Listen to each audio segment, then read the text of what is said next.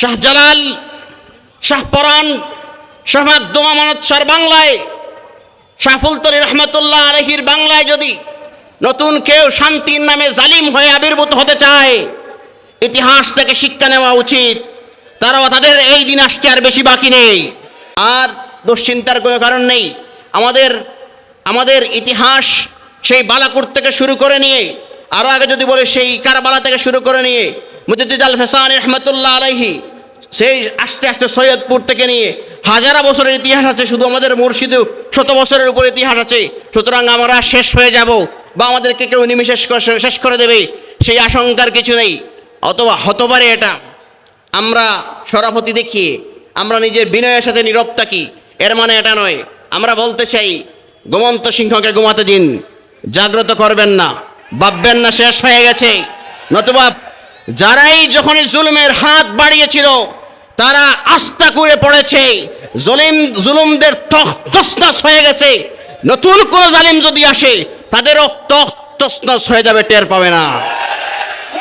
নাই আমরা আল্লামা ফুলতলি সাহেব রহমতুল্লাহ আলাইহির রুহানি সন্তান হিসেবে, উত্তরসূরি হিসেবে একথা বলতে চাই, যখন এদেশে ইসলাম বিরোধী কোনো অপশক্তি মাথাচাড়া দিয়ে উঠতে চেয়েছিল, যখন ইসলামী শিক্ষা নিয়ে ইসলামী শিক্ষার ধ্বংসের পায়তারা চলছিল, যখন ইসলামী তাহজিব তামাদ্দুনকে নষ্ট করার পায়তারা চলছিল, যখনই রাসূলুল্লাহর শানে দাউদ হায়দার তথাকথিত তাসলিমা নাসরিনদের মতো নষ্ট মাতার অধিকারীরা যখনই রাসূলুল্লাহর শানে আঘাত করেছে, ইসলামকে নিয়ে বিদ্রুপ করেছে, আল্লামা ফুলতলি সাহেব রহমতুল্লাহ আলাইহির মুরিদিন মুহিব্বিনরা ঘরে বসে থাকে নাই। এদেশের যখন স্বাধীনতার সার্বভৌমত্বের উপর আঘাত এসেছে, আল্লামা ফুলতলি সাহেব রহমতুল্লাহ আলাইহির নেতৃত্বে যে আন্দোলন গড়ে উঠেছিল, সে আন্দোলন কখনো সফলতা ছাড়া ব্যর্থতার মুখ দেখে নাই। আল্লামা ফুলতলি সাহেব রহমতুল্লাহ আলাইহির, যদিও আল্লামা ফুলতলি সাহেব রহমতুল্লাহ আলাইহি দুনিয়ার জমিনের সফর শেষ করে চলে গেছেন, কিন্তু তার হাজারো হাজারো লাখো লাখো রুহানি সন্তানরা রয়েছে।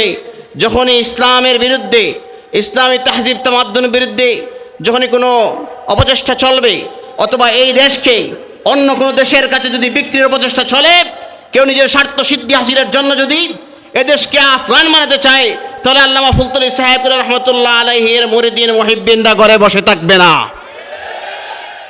আর যখনই আল্লামা ফুলতলি সাহেব রহমতুল্লাহ আলাইহির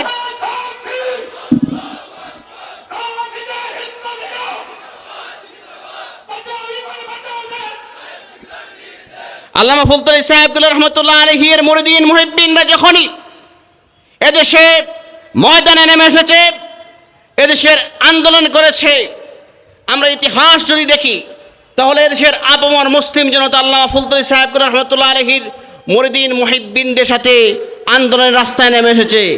যদি কেউ এদেশের সার্বভৌমত্ব, নিজের স্বার্থ হাসিলের জন্য সার্বভৌমত্বের হুমকি নিয়ে আসেন, সার্বভৌমত্ব বিক্রি করে দিতে চান, অথবা এদেশের মাদ্রাসা শিক্ষাকে দলীয়করণের নামে মাদ্রাসা শিক্ষাকে ধ্বংস করতে চান, আল্লামা ফুলতলি সাহেব রহমতুল্লাহ আলাইহির মুরিদিন মুহিব্বিনরা যখন মাঠে নেমে আসবে, আর আপামর মুসলিম জনতা যখন রাস্তায় নেমে আসবে, যে জনগণজোয়ার তৈরি হবে, সেটা তামাবর শক্তি কারণ নাই।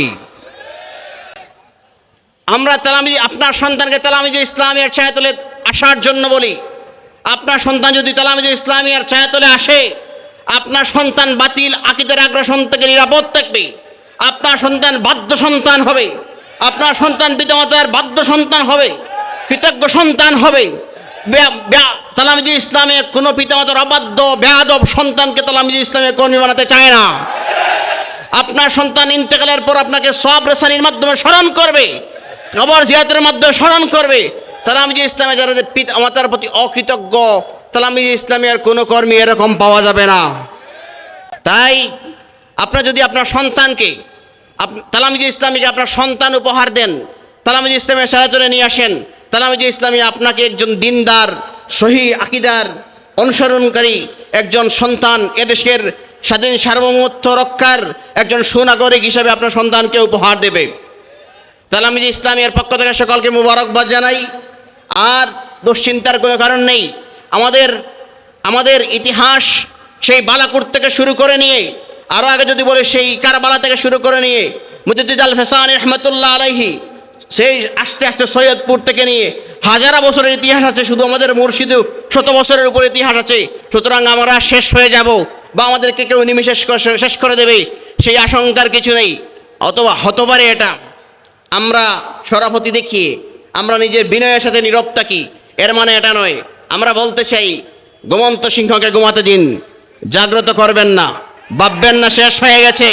নতুবা যারাই যখনই জুলুমের হাত বাড়িয়েছিল তারা আস্থা করে পড়েছে, জুলুমদের তছনছ হয়ে গেছে। নতুন কোন জালিম যদি আসে তাদেরও তছনছ হয়ে যাবে, টের পাবে না। সকলকে আর কেউ যদি